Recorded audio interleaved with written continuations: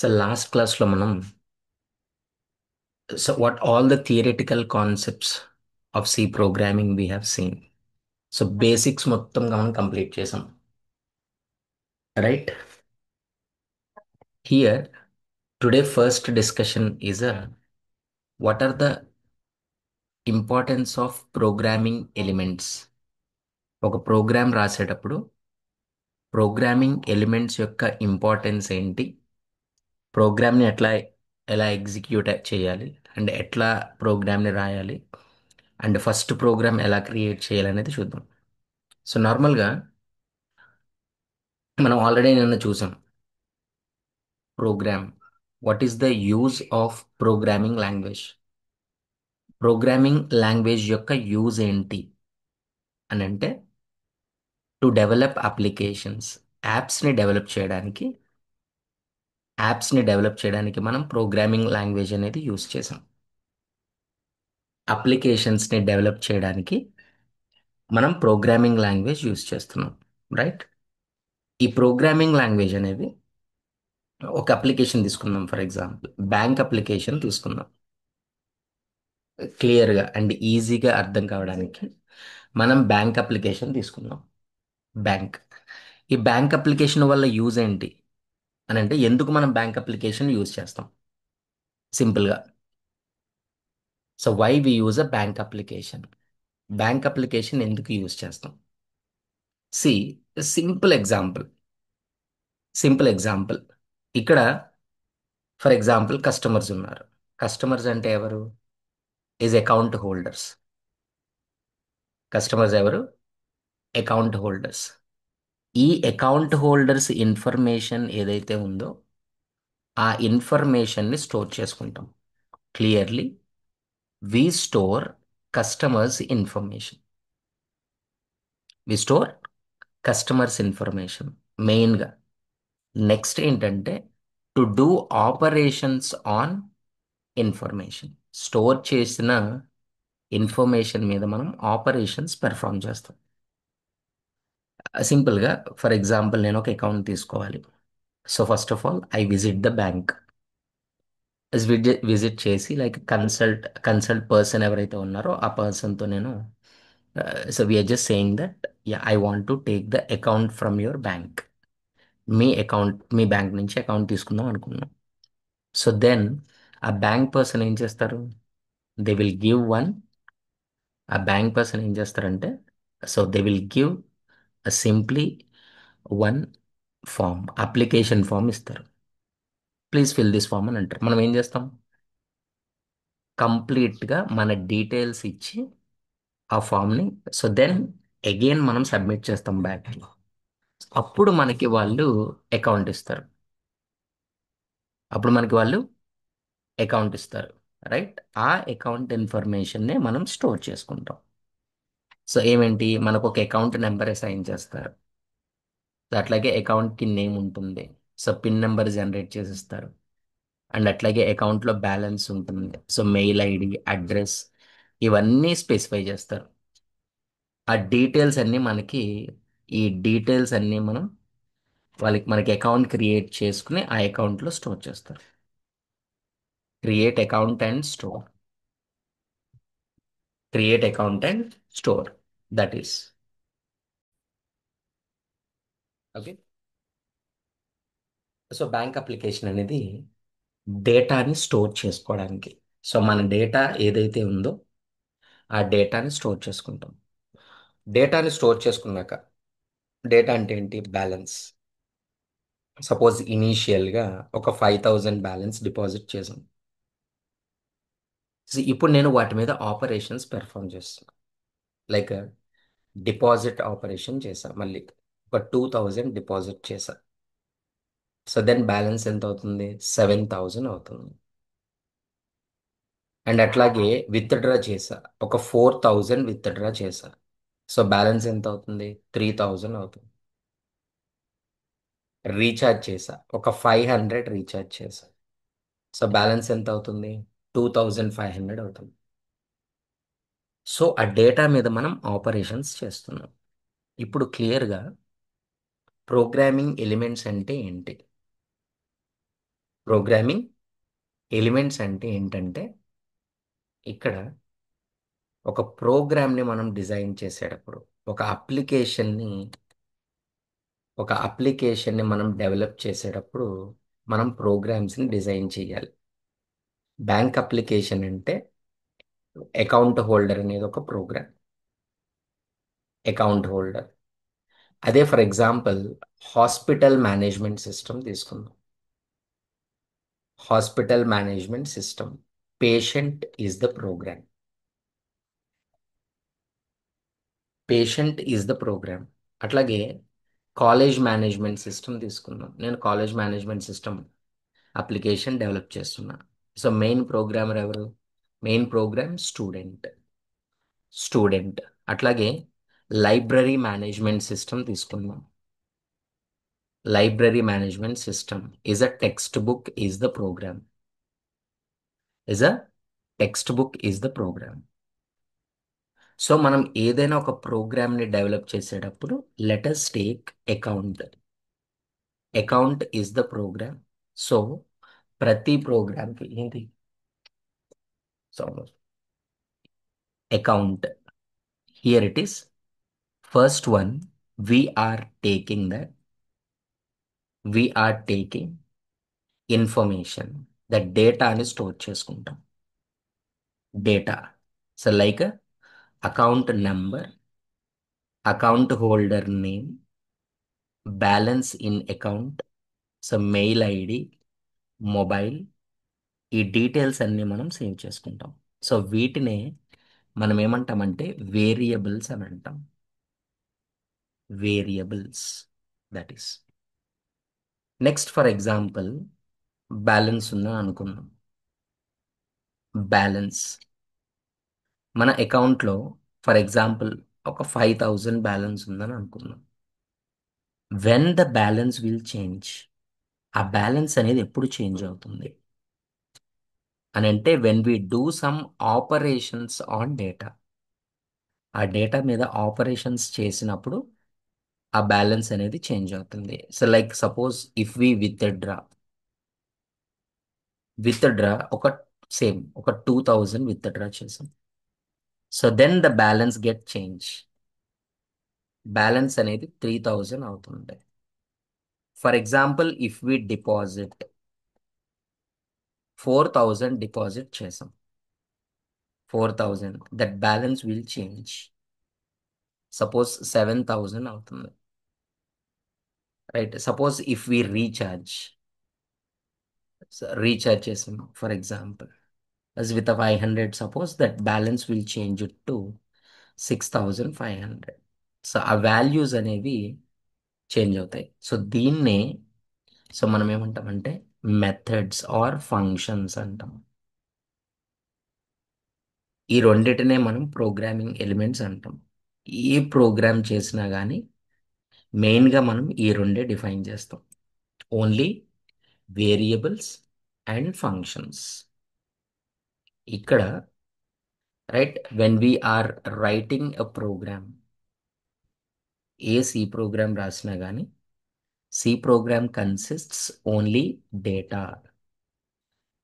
That is ఎలా store చేస్తామంటే సింపుల్గా variables are used to store data. డేటాని స్టోర్ చేస్తాం.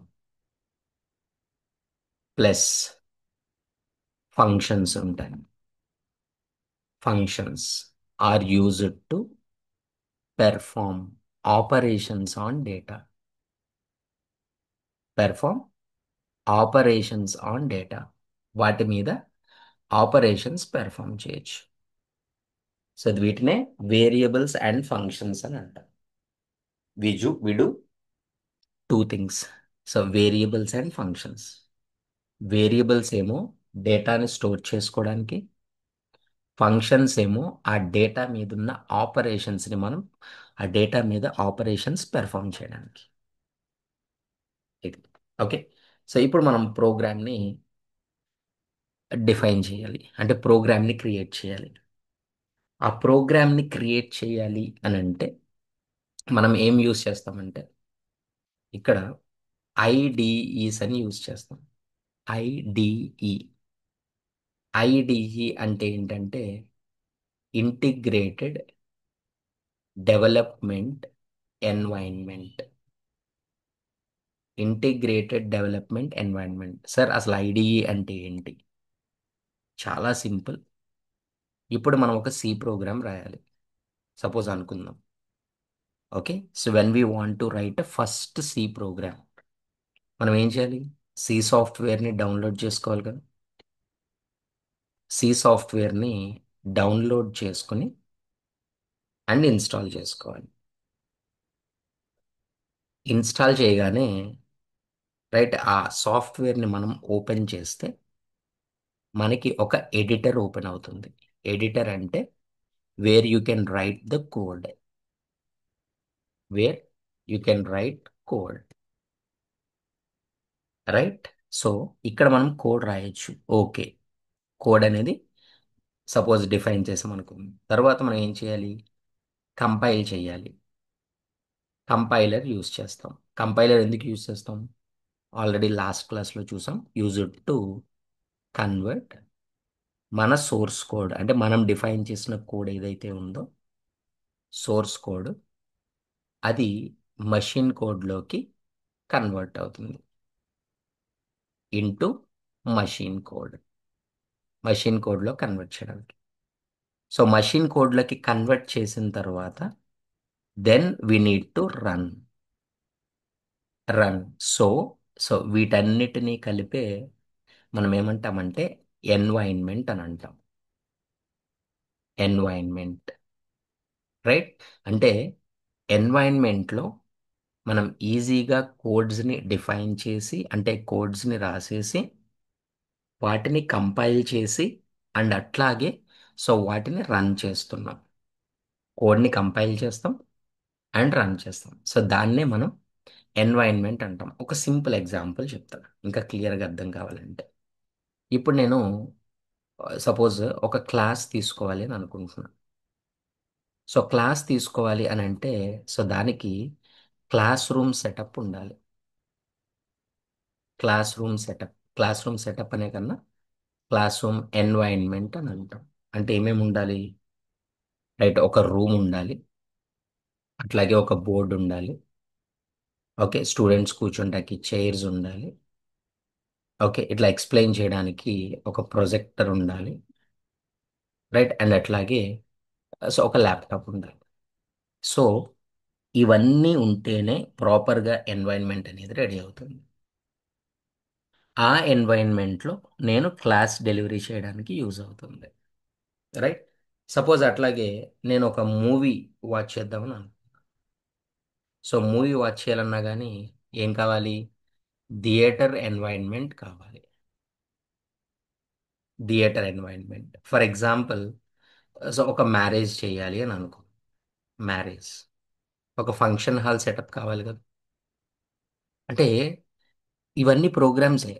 క్లాస్ తీసుకోవడం అనేది ఒక ప్రోగ్రామ్ ఎగ్జిక్యూట్ చేయడం, రైట్. మూవీ అనేది ఒక ప్రోగ్రామ్ ఎగ్జిక్యూట్ చేయడం, మ్యారేజ్ చేయడం అనేది ఒక ప్రోగ్రామ్ ఎగ్జిక్యూట్ చేయడం. ఇలా ఏ ప్రోగ్రామ్ ఎగ్జిక్యూట్ చేయాలి అని అన్నా కానీ ఒక ఎన్వైన్మెంట్ ఉండాలి, అంటే ఒక ప్లేస్ ఉండాలి, ప్రాపర్ ప్లేస్. అట్లాగే సి ప్రోగ్రామ్ని రన్ చేయాలి అని అన్నా కానీ మనకు ఒక ఎన్వైన్మెంట్ ఉండాలి. ఆ ఎన్వైన్మెంట్లోనే మనం కోడ్ని డిఫైన్ చేసి తర్వాత కోడ్ని కంపైల్ చేసి అండ్ అట్లాగే ఆ కోడ్ని రన్ చేస్తాం. ఓకే, సో దాన్నే ఐడిఈ అని అంటాం. ఐడిఈ. సరే ఈ ఐడిఈస్ అనేవి మనకి ఎలా కనబడతాయి? సో చాలా ఐడిఈస్ ఉంటాయి, అంటే చాలా సాఫ్ట్వేర్స్ ఉంటాయి. సో ప్రతి దానికి ఒక్కొక్క డిఫరెంట్ డిఫరెంట్ సెటప్ ఉంటుంది. సో క్లియర్గా ఇక్కడ గూగుల్లో నేను సి సాఫ్ట్వేర్ డౌన్లోడ్ అని ఇచ్చాను. C software download. సో మనకి టర్బో సి, సి++లో సి కూడా రన్ చేయొచ్చు, రైట్. ఇంకా చాలా ఆప్షన్స్ ఉంటాయి. చాలా ఆప్షన్స్ ఉంటాయి. అలాగే సింపుల్గా సి ఫ్రీ అని ఒక సాఫ్ట్వేర్ ఉంది. ఈ సి ఫ్రీని డౌన్లోడ్ చేసుకోవచ్చు. C free. ఈ సి ఫ్రీతో మనం ప్రోగ్రామ్ అనేది రన్ చేసుకోవచ్చు. సి ఫ్రీ సాఫ్ట్వేర్ ఈజీగా ప్రోగ్రామ్ అనేది ఎగ్జిక్యూట్ అవుతుంది అండ్ అట్లాగే ప్రోగ్రామ్ అనేది రన్ అవుతుంది. ఈ సి ఫ్రీని డౌన్లోడ్ చేసుకొని ఇన్స్టాల్ చేసుకోండి. Just double click and install. నేను చెప్తాను ఎట్లా ఇన్స్టాల్ చేయాలో.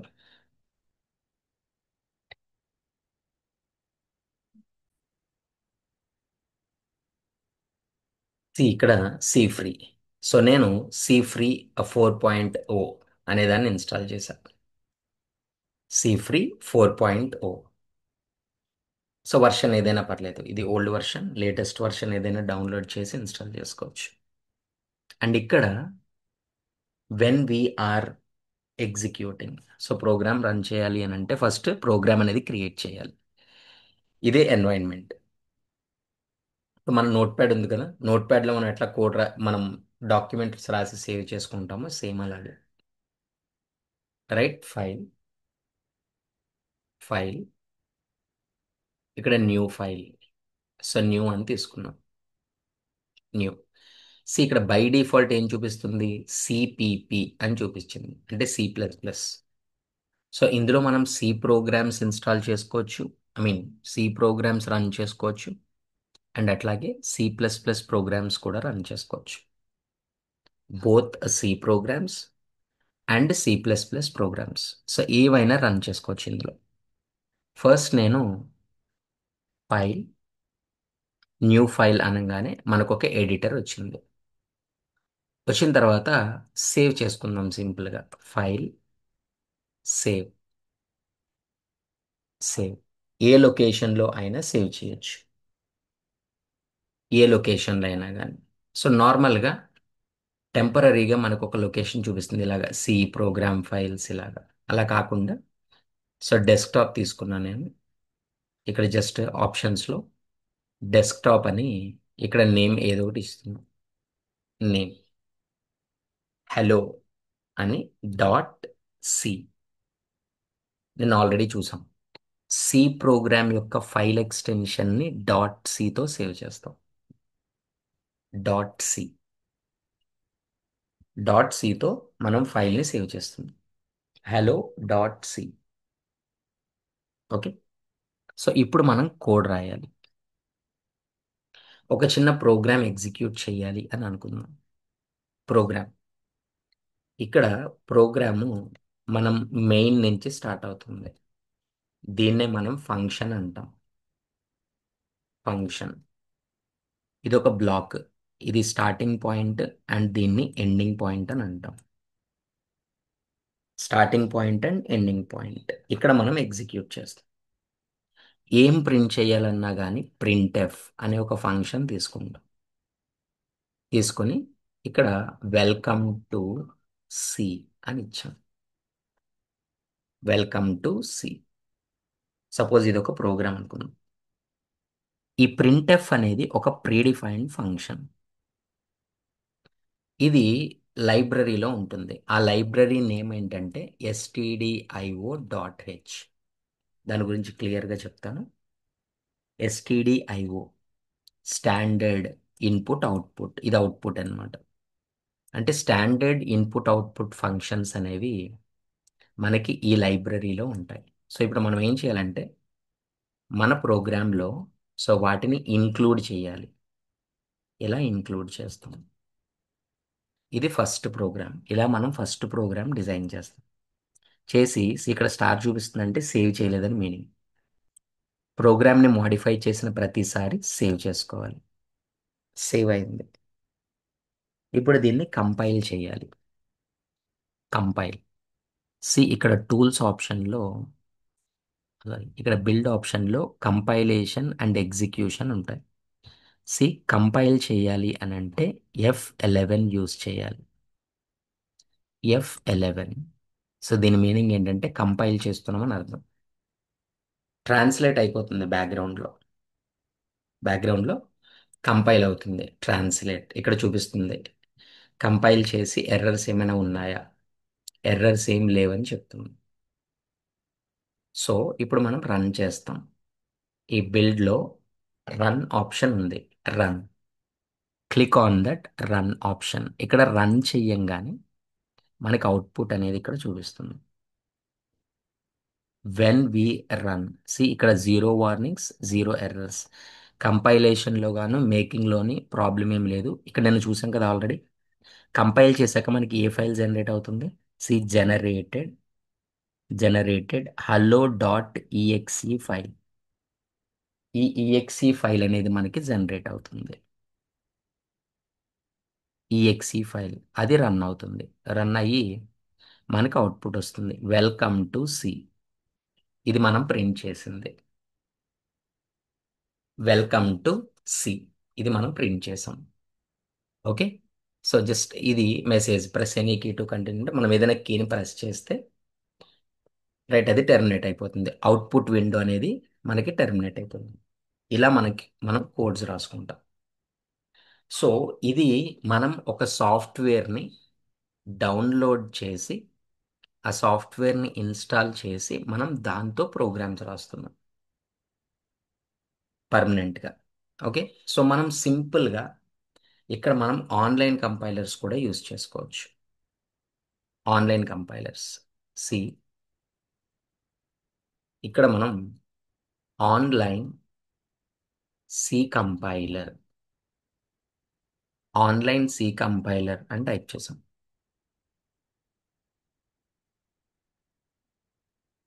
ఓకేనా. ఈ ఆన్లైన్ సి కంపైలర్ మీద మనం క్లిక్ చేయగానే సి మనకి కంపైలర్, మనకి ఎన్వైరన్మెంట్ ఓపెన్ అవుతుంది. ఆల్రెడీ ఇది మనకి ప్రోగ్రామ్ రాసి ఇచ్చింది. చాలా వెబ్సైట్స్ ఉంటాయి ఆన్లైన్ కంపైలర్ క్రియేట్ చేసి రైట్ ఈ అన్నెసరీ డీటెయిల్స్ అంతా తీసేసుకోవచ్చు. ఆల్రెడీ చూసాం కదా. ప్రోగ్రామ్ ఎగ్జిక్యూషన్ ఎక్కడి నుంచి స్టార్ట్ అవుతుందని అంటే మెయిన్ నుంచి స్టార్ట్ అవుతుంది. మెయిన్. ఓకే. మనం ఏ కోడ్ రాద్దామని అనుకున్నా కానీ ఈ మెయిన్లోనే రాయాలి. మెయిన్లో సార్ ఈ ఇంట్ అంటే ఏంటి, అండ్ అట్లాగే ఈ రిటర్న్ అంటే ఏంటి, రిటర్న్ అవి మనం ఫంక్షన్స్ కాన్సెప్ట్లోకి వెళ్ళిన తర్వాత మనకు అర్థమవుతాయి. ఇక్కడ ఎర్రర్ చూపిస్తుంది కదా, రిటర్న్ టైప్ డిఫాల్ట్ ఇంటీజర్ అని. సో అందుకే బై డిఫాల్ట్గా ఇంటీజర్ ఉంటుంది. మనం డైరెక్ట్గా సి ఫ్రీలో రాసినప్పుడు ఎర్రర్ ఏం రాదు. బై డిఫాల్ట్ సార్ ఇదేంటి అని అంటే మనం ఫంక్షన్స్ గురించి క్లియర్గా ఎక్స్ప్లెయిన్ చేస్తాం. ఫంక్షన్స్ గురించి రైట్. సో అప్పుడు మనకి క్లారిటీ వస్తుంది. Okay. So then we will get clarity సింపుల్గా.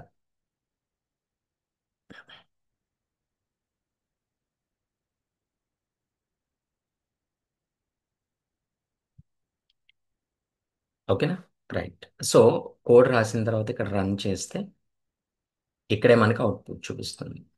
ఇక్కడ మనం జస్ట్ మనకి ఏ మెసేజ్ కావాలంటే ఆ message same welcome to C programming అనేది ఇచ్చి సింపుల్గా రన్ చేస్తుంది. Welcome to C programming. So మనం ఎన్ని మెసేజెస్ ఇవ్వాలి అన్నా కానీ ఇక్కడ ఇచ్చవచ్చు. సింపుల్ ఎగ్జాంపుల్ గుర్తుపెట్టుకోండి. మనం C program first program execute చేస్తున్నాం. ఫస్ట్ ప్రోగ్రామ్ ఎవరైనా హలో వరల్డ్ ప్రోగ్రామ్ అంటాం. అలా ఏం కాదు, ఏ మెసేజ్ అయినా రాసుకోవచ్చు. ప్రోగ్రామ్ ఎగ్జిక్యూషన్ ఎప్పుడు మెయిన్ నుంచి స్టార్ట్ అవుతుంది. Program execution automatically starts starts from main. Main function నుంచి స్టార్ట్ అవుతుంది. సో ఖచ్చితంగా మనం మెయిన్ ఫంక్షన్ అనేది రాయాలి. సో వాళ్ళు డిఫాల్ట్గా ఇచ్చారు, బై హార్ట్ చేయొచ్చు. ఫంక్షన్స్ నేర్చుకునేంత వరకు బై హార్ట్ చేయొచ్చు. అంటే మనం ఇలా రాయాలి మెయిన్ అనేది. ఇలా మెయిన్ అనేది రాస్తాం. మెయిన్. ఓకే. ఇది బై హార్ట్ చేయడం. నెక్స్ట్ ఎటువంటి మెసేజ్ని మనం ప్రింట్ చేయాలి అనన్నా మనకి ప్రింట్ఎఫ్ అనే ఒక ఫంక్షన్ ఉంది. Printf it is a predefine function. ఇది కూడా లైబ్రరీలోనే ఉంటుంది. Library function is used to print any message. Is used to print any message. A message అయినా ఆన్ కన్సోల్. సార్ కన్సోల్ అంటే ఏంటి అని అంటే అవుట్పుట్ స్క్రీన్ని మనం కన్సోల్ అంటాం.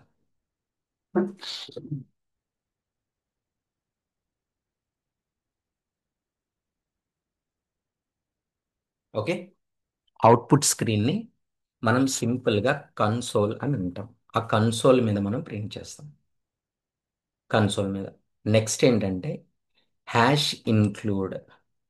ఇప్పుడు ఆ ప్రింట్ఎఫ్ ఫంక్షన్ అనేది మనకి ఏ లైబ్రరీలో ఉంది? Printf function printf function is available in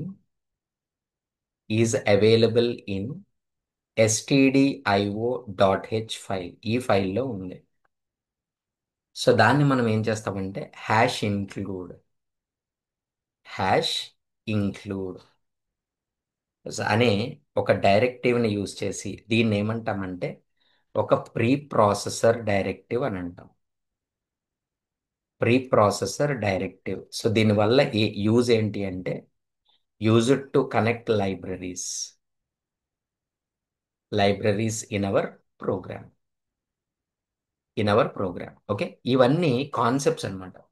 అంటే ఫ్యూచర్లో మనకి ప్రీ ప్రాసెసర్ అనేది ఒక కాన్సెప్ట్, ఫంక్షన్స్ అనేవి ఒక కాన్సెప్ట్స్. బట్ ఏంటంటే ఈ ఫస్ట్ ప్రోగ్రాంలోనే మనం ఇవన్నీ యూజ్ చేయాలి కాబట్టి ఇక్కడ జస్ట్ ఇన్ఫర్మేటివ్గా తెలుసుకుంటున్నాం. అంటే ఇన్ డెప్త్ ఏం తెలుసుకోవట్లేదు. ఎందుకంటే మనకి క్లియర్గా ఆ కాన్సెప్ట్స్ అనేవి కవర్ అయినప్పుడు ఇంకా మోర్ క్లారిటీ వస్తుంది అనమాట. Okay. Is simple. Hash include అంటే ఏంటి అని అంటే హ్యాష్ ఇంక్లూడ్ని ప్రీ ప్రాసెసివ్ డైరెక్టివ్ అని అంటాం. ఈ ప్రీ ప్రాసెసర్ డైరెక్టివ్ ఎందుకు యూజ్ అవుతుంది అని అంటే ఈ ప్రీడిఫైన్డ్ లైబ్రరీస్ ఏవైతే ఉన్నాయో ఆ లైబ్రరీస్ అన్నిటిని కనెక్ట్ చేయడానికి యూజ్ అవుతుంది సింపుల్గా. ఓకే. సో నా ఇప్పుడు కొన్ని ఎగ్జాంపుల్స్ చెప్తున్నా. కొన్ని ఎగ్జాంపుల్స్. ఓకే. ఇక్కడ నేను ప్రింట్ చేసేటప్పుడు ప్రింట్ హాయ్ అని ఒక మెసేజ్ ఇచ్చా. నెక్స్ట్ అట్లాగే ప్రింట్ఎఫ్ హలో అని ఒక మెసేజ్ ఇచ్చా. ప్రింట్ఎఫ్ వెల్కమ్ అని ఇంకొక మెసేజ్ ఇచ్చా. టోటల్ 3 మెసేజెస్ ఇచ్చా. Hi, hello, welcome. సో ఇప్పుడు నేను రన్ చేస్తున్నా. సో రన్ చేసినప్పుడు మనకి అవుట్పుట్లో హాయ్, హలో, వెల్కమ్ ఇక్కడ ఎట్లా రాసాం? సపరేట్గా 3 ప్రింట్ఎఫ్ స్టేట్మెంట్స్లో రాసాం. బట్ ఇక్కడ ఎట్లా ఎగ్జిక్యూట్ అయింది? సో సైడ్ బై సైడ్ పక్క పక్కనే ఎగ్జిక్యూట్ అయింది. సో మనకి ఇట్లాగ 3 డిఫరెంట్ లైన్స్లో రావాలి అని అంటే మనకి కొన్ని ఎస్కేప్ క్యారెక్టర్స్ అనేవి ఉన్నాయి. ఈ ఎస్కేప్ క్యారెక్టర్స్ ఏం చేస్తాయనంటే ఈ ఎస్కేప్ క్యారెక్టర్స్ ఇప్పుడు మనకి /t ఇచ్చాం. /t అంటే ట్యాబ్ స్పేస్ అనేది ఆటోమేటిక్గా వస్తుంది. ట్యాబ్ స్పేస్ అంటే 5 or 10 స్పేసెస్ ఉంటాయి కదా, అది తీసుకుంటుంది. 5 or 10 స్పేసెస్. /n ఇచ్చామని అనుకుందాం. దీన్ని న్యూ లైన్ అని అంటాం. న్యూ లైన్ ఎస్కేప్ క్యారెక్టర్ అని అంటాం. అంటే ఆటోమేటిక్ ఇది ఏం చేస్తుందంటే కంట్రోల్ని న్యూ లైన్కి తీసుకెళ్ళిపోతుంది. న్యూ లైన్కి. అంటే ఇక్కడ హాయ్ అని ఇచ్చాం. ఓకే. నెక్స్ట్ నేను ప్రింట్ఎఫ్లోనే రాసా. /n అని రాసాం. /n అంటే హాయ్ తర్వాత ఇది నెక్స్ట్ లైన్కి తీసుకెళ్తుంది. నెక్స్ట్ లైన్లో హలో ప్రింట్ అవుతుంది. హలో తర్వాత మళ్ళీ నేను /n అని ఇచ్చా. ఇది నెక్స్ట్ లైన్కి తీసుకెళ్తుంది. ఇంకా నెక్స్ట్ లైన్లో ఇంక ఇదే లాస్ట్ లైన్ కదా. అంటే సింపుల్గా ఇట్లాగా 3 లైన్స్లో ప్రింట్ అవుతుంది. అంటే మల్టిపుల్ లైన్స్లో ప్రింట్ అవ్వాలి అని అంటే /n. సార్ ఇన్ని ప్రింట్ఎఫ్లు రాశారు కదా మీరు, ఇవన్నీ ఒకటే ప్రింట్ఎఫ్లో రాయలేమా అంటే రాసుకోవచ్చు. ప్రింట్ఎఫ్ నేను హాయ్ రాసి ఇక్కడే /n రాసా. /n అండ్ అట్లాగే హలో రాసి ఇక్కడే /n రాసా. లాస్ట్ స్టేట్మెంట్ రాయొచ్చు, రాయకపోయినా పర్లేదు. వెల్కమ్ /n అని రాసా. రన్ చేశాం. Output is the same. Sir అవన్నీ కాదు, నేను ఒకటే ప్రింట్ఎఫ్ స్టేట్మెంట్లో రాద్దామని అనుకున్నా. In a single printf statement. So ఇలా కూడా ఇవ్వాల్సింది. జస్ట్ హాయ్ అని ఇచ్చి /n hello /n welcome /n. So ఇప్పుడు కూడా 3 స్టేట్మెంట్స్ వస్తాయి. ఇక్కడ స్లాష్ ఇచ్చేటప్పుడు ఫార్వర్డ్ స్లాష్ బ్యాక్వర్డ్ స్లాష్ అనేది చాలా చాలా ఇంపార్టెంట్. సో ఇప్పుడు రన్ చేస్తే మనకి అవుట్పుట్ అనేది స్లాష్ అన్ అనేది ప్రింట్ అవుతుంది. ఓకే. సరే ఇక్కడ నేను ట్యాబ్ స్పేసెస్ ఇచ్చా. స్లాష్ టి సింపుల్గా ఇక్కడ నేను హాయ్ ఇచ్చాను, స్పేస్ ఇచ్చా, హలో ఇచ్చా, స్పేస్ ఇచ్చా, వెల్కమ్ ఇచ్చా, లాస్ట్లో స్లాష్ అని ఇచ్చా. అంటే నెక్స్ట్ లైన్కి తీసుకువెళ్ళడానికి అవుట్పుట్ అనేది హాయ్ హలో వెల్కమ్ అని వచ్చింది. నెక్స్ట్ దాంట్లో ఏం చేశానంటే హాయ్ ఇచ్చి comma separator, hello comma separator, welcome అని ఇచ్చాను. వెల్కమ్ ఇప్పుడు అన్ని కామా సపరేటర్స్లో ప్రింట్ అవుతాయి. ఇక్కడ థర్డ్ లైన్లో నేను ఏం చేస్తున్నానంటే హాయ్ ఇచ్చి స్లాష్ టీ ఇచ్చా. స్లాష్ టీ అట్లాగే హలో ఇచ్చి స్లాష్ టీ ఇచ్చా. వెల్కమ్ ఇచ్చి స్లాష్ టీ ఇచ్చాను. లాస్ట్ది స్లాష్ అని అంటే నెక్స్ట్ లైన్కి తీసుకువెళ్ళడానికి రన్ చేస్తే ట్యాబ్ స్పేసెస్ ప్రింట్ అవుతాయి. సి ఇది ట్యాబ్ అనమాట. 5 స్పేసెస్ అంట. 5 స్పేసెస్ అంటే మనకి అవుట్పుట్ ఎలా అయితే కావాలో అలా డిజైన్ చేసుకోవచ్చు. ఇప్పుడు హాయ్ ఇచ్చి స్లాష్ అని, హలో ఇచ్చి స్లాష్ అని, వెల్కమ్ ఇచ్చి స్లాష్ అని ఇచ్చాం. ఈ స్పేసెస్ అవసరం లేదు యాక్చువల్గా. అంటే స్టార్టింగ్లో కన్ఫ్యూజ్ అవుతారని అంతే. ఇట్లా మనం ప్రింట్ చేసుకోవచ్చు. సో రన్ చేసినప్పుడు హాయ్ హలో వెల్కమ్ స్పేసెస్తో ప్రింట్ చేసుకోవచ్చు, కామా సపరేటర్తో ప్రింట్ చేసుకోవచ్చు, మల్టిపుల్ స్పేసెస్ అంటే ట్యాబ్ స్పేస్తో ప్రింట్ చేసుకోవచ్చు, అండ్ అట్లాగే న్యూ లైన్స్లో కూడా ప్రింట్ చేసుకోవచ్చు. న్యూ లైన్లో కూడా ప్రింట్ చేసుకోవచ్చు. ఓకే.